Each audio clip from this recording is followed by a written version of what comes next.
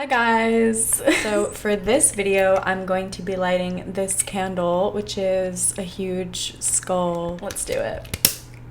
Ta-da! Let's put our friend right here next to me so we can get into it, because for this video, I'm going to be answering all your questions that you sent to me on Instagram. I have this mic today because I just wanted to test out if it really will make that big of a difference to the sound and if I should be using this. Let me know what you guys think and if it really matters. Because I recently gained a lot of followers that I didn't have before because of that acne positivity post, which I'm really excited about. Thank you so much for the support on that. It's been crazy amazing still, and yeah, I'm just like really excited that so many people are for the same cause and willing to stand up for that. I think it's about time, so I'm really excited. Yeah, so in order to kind of fill you guys in on who I am, because you might not know me that well if you just followed me, I decided to do a new Q&A. My old one is a little bit old, so I wanted to do an updated one. If you're interested in seeing that, please make sure to keep watching this video. Please make sure to subscribe and hit that bell button. So just give you a second to do that. Okay, cool. So the first person asked for my favorite things, color, flower, etc. My favorite color is green, like the dress that I'm wearing, so kind of like tealish green, like blue green. And my favorite flowers are forget-me-nots. I haven't seen forget-me-nots since I was a kid. I'm actually growing them at home, but they haven't sprouted flowers yet, which I'm really disappointed about. So hopefully they do soon and I can show you guys that. Sorry I keep moving around. I'm just trying to find like the best lighting now that the sun is kind of setting. Someone asked, do you wish you had never started modeling at a young age? I actually do not. I really cherish the fact that I started modeling at a really young age. It gave me so many amazing memories. And while yes, I was put into a business where I had to be faced with beauty and such, I wasn't that affected by it, I think. Like mostly when I would go to photo shoots as a kid, it felt like a play date to me because all of my friends would be at those shoots, the people that I shot with every day basically. So for me, it was like one big hangout with me and all of my friends. So I really enjoyed it, and I have the fondest memories of it only. I don't have any bad memories of modeling except for probably like running around in the rain in New York City trying to like go to a casting. But it was really amazing, and I had such a great agency, and my mom was so great taking me around to all my auditions. I didn't really have to do anything because I was so young. She was really in charge of a lot. So no, I don't regret it. I'm glad that I did it. I'm really glad, actually. The next question is, when and how did you start to post unedited photos of your skin? I still can't do it. Well, my skin started to break out again in like March when quarantine first started to happen. I started to post a lot more without makeup just because like I was inside all the time and like I couldn't be bothered to do my makeup anyway. So when I first started to get little breakouts here and there, I was like, okay, well, I don't really care about posting them because they were just like not that noticeable. It really didn't matter. But then I feel like recently when it got worse and worse, I just kind of like, I was already doing it, you know, an object in motion wants to stay in motion, and I was already posting it. So I was like, well, you know, I'm not gonna stop now. And honestly, if it gets worse than this, I'm not gonna stop posting it. I don't care. I'm a human being. I want to post. I like to create. I like to show my face, and I'm not going to let any amount of acne stop me from that. I think it's silly. I'm really glad I came to that realization. So the next question that I got, which I actually got a lot of, is where is my jewelry from? As for my necklaces, I always tag them on Instagram. So if you're curious about one, you should definitely go there. It's tangled. I don't care. You should definitely go there and look for the specific necklace that you want, and it's going to be tagged, I guarantee you. If you mean my rings, that's a little more difficult to pinpoint because every time I travel, I have a tradition where I buy myself a ring from a local crystal shop. So a lot of these are from Korea. Some of them are from Budapest or London or New York. This one is from a really lovely lady on Instagram who, this is her Instagram. I really recommend you guys check her out if you like these sort of rings. Basically, if you want rings like this, you should just go to your local crystal shop. They should have rings that have silver bands with crystals or rocks, because these are all different kinds of stones. Yeah, it's hard for me to tell you exactly, and I get this question so much, but really just go to your local crystal shop and you should definitely find some rings that you like. I usually just tend to buy the ones that call out to me. I don't really shop for them in a specific specific way. I'll just look at it, and if there's one that I feel like I really want, I will get that one. So somebody asked if I'm currently enrolled in college or university. I talked about this in my last video about South Korea, and in that video I kind of mentioned that I was thinking of going back to Yonsei University, but on the online program. However, I decided actually against that just because the classes were still scheduled to be through like a Zoom meeting, and in order for me to attend those, I would have to probably stay up until 4 a.m. my time, and that just wasn't something that was doable for me. So I decided to apply and enroll into a online university to finish my degree because I went to university for 3 years before moving to Los Angeles. Yeah, I am currently, as of August 31st, back at school online, so it should be pretty interesting as I've never done online classes before. During COVID, when classes went online, I was on my gap year still. Doing my gap year. So the next question is, what do I do to feel confident when I'm not feeling it? Either I'll have an extreme self-care day where I don't get ready at all and I just stay at home and kind of pamper myself. I'll do like a face mask and I'll take a bath and I'll watch like my favorite TV show. Like I'll binge watch New Girl for like 6 hours and not leave the couch and eat my favorite things. That's one thing I do when I'm not feeling confident and I want to let myself feel that. The other thing that I'll do when I'm not feeling confident and I do want to feel confident is I will get out of bed, start playing some really nice music in the morning, and maybe do some meditation to get myself in a better mindset. And then I will do my makeup. No matter what it takes, I will get myself there, sit down, even if I have to have a glass of coffee beforehand, do my makeup to the fullest extent that I can. That makes me feel good that day. And then I'll normally get dressed in an outfit that makes me feel really good. Something that I love to wear, something that's comfy but cute. Like this dress, for example, I wear it a lot when I like want to feel like me because I feel like it's just like super on brand, so it makes me feel like me. So I feel like an outfit that makes you feel like you is the best thing to put on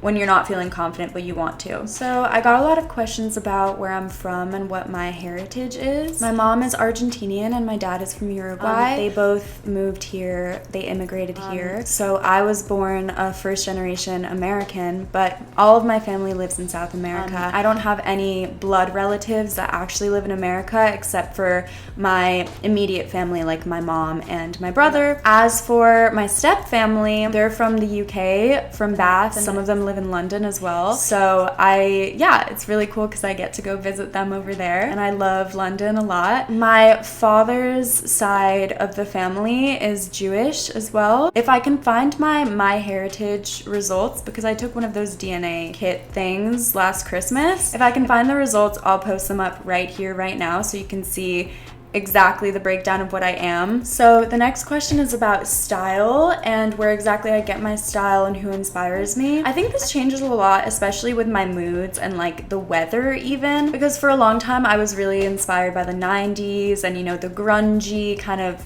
Kurt Cobain, how he used to dress. And now I feel like I'm a little more inspired by the 2000s, kind of low rise, small top, sort of Avril Lavigne vibe. But I do feel like I get a lot of inspiration from girls on Instagram. They inspire me every single day. So I think social media is a big inspiration behind my fashion, and definitely like referencing the past. Obviously, I think we all do that. But I do have a full video on a lookbook where I talk more in depth about my style. So if you're interested, I would definitely hit this card right now and go watch that video. So the next question is, what's your sun, moon, and rising sign? So I'm a Sagittarius sun. My moon is in Libra and my rising is in Virgo.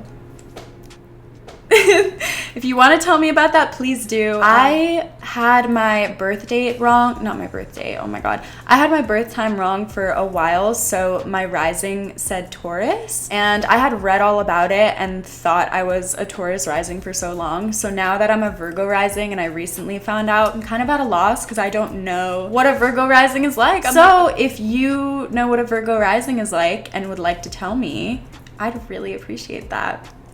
Comment it down below, baby. Okay, so the next question is, do you dream of getting married and having a family someday in the future? I love you. I love you too. Yes, I definitely do dream of that. I think I always have ever since I was little. Like, I've always been such a romantic, and I've always thought there's one person out there for me and I'm gonna find them and it's gonna be great and we're gonna live happily ever after. It's probably not gonna be like that, but hopefully. But yeah, I definitely do dream of that. I think I went through a phase of my life, like maybe a few years ago, where I thought I wouldn't get married and I would just be that aunt that comes to Christmas with a new boyfriend every year. Not that there's anything wrong with that. Like, I was completely okay with that, and actually, like, I was like, okay, this is what I want. I don't want to get married. Why would I have kids? Why would I live with a man? I had a phase where I was just like so not into that idea, but now I've definitely, as I'm getting older, I'm like, yeah, I definitely would love to have someone there, someone that's loyal, someone that I can share my life with and my achievements with. I think that would be really sweet. Someone is saying that they're in a new relationship and they feel embarrassed when their partner sees them without makeup. Help. This is really interesting because I think in relationships, the most important thing is honesty and being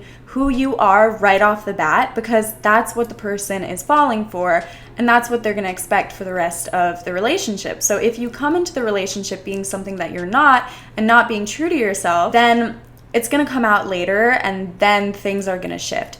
So I really do think it's important that you be real with yourself, so you are also genuinely yourself going into relationships, and that way you know the person loves you for you. And if you meet a person and they love you but they tell you that they can't look at you because of your acne or they make you feel bad about it, please break up with them. I promise you that's not what they should be doing. They should love every part of you. People have flaws, people have acne. That should not get in the way of love. The way I see it is this. There's so many fish in the sea, and you want to be with someone who loves you for you and won't make you feel bad or sad, right? You want someone who you can confide in, who'll be there for you, who you're not ashamed to show your deepest flaws or insecurities to. That's what you want to date, right? So if you find someone who doesn't make you feel that way, honey, please move on and find someone else. I promise you,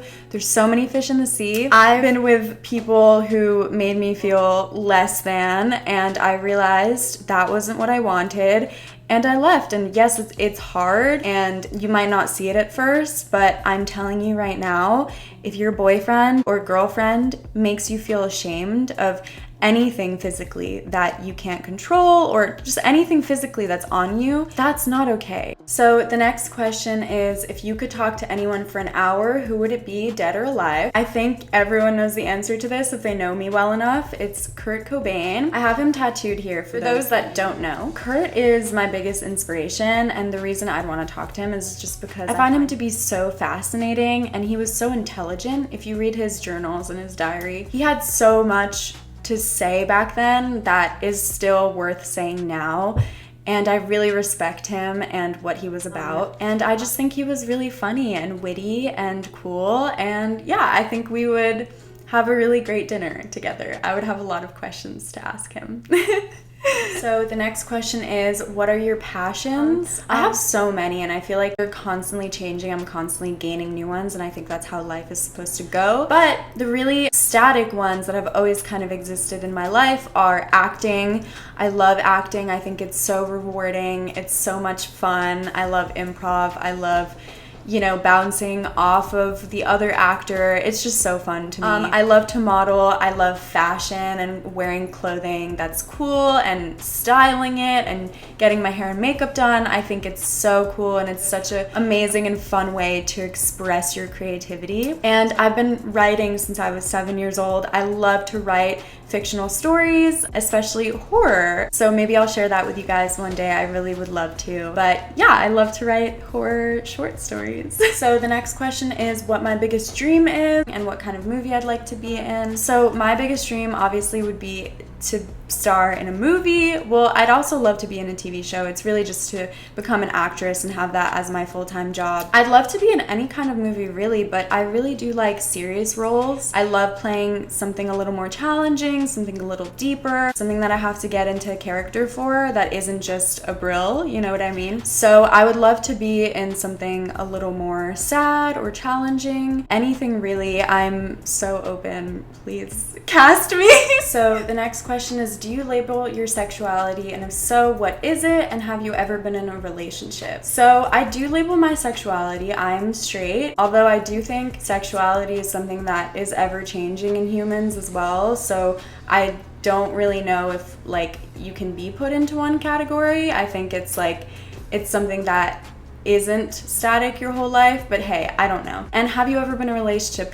I've been in several relationships before. They've all been kind of dysfunctional and haven't really worked out in my favor, which is okay. They've all kind of been learning experiences, and I think when you're young, that's what they are. And I've definitely learned a lot from them and grown from them, so that's cool. So a lot of people also ask me if I'm in a relationship, and I don't really know what to say. I think it's kind of complicated right now. I don't know if he watches my videos, but I do really like someone, and I really care about someone right now. And I met them during COVID, but online, so we haven't been able to meet in real life yet, which is sad and annoying, but it's okay because I'm really glad they're in my life in general. Like, I feel really grateful that we met.